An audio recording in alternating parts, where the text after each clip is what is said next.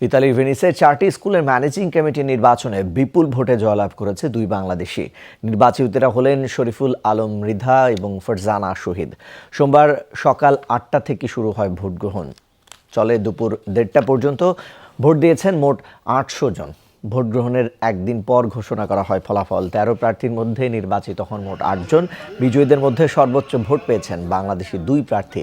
তাদের জয়ে ভীষণ আনন্দিত ভেনিসে বসবাসরত বাংলাদেশি কমিউনিটির মানুষ। এ উপলক্ষে এক সংবর্ধনা অনুষ্ঠানের আয়োজন করে ভেনিস বাংলা স্কুল কর্তৃপক্ষ। এ সময় তাদের ফুলেলো শুভেচ্ছা জানানো হয়, করানো হয় মিষ্টি মুখ।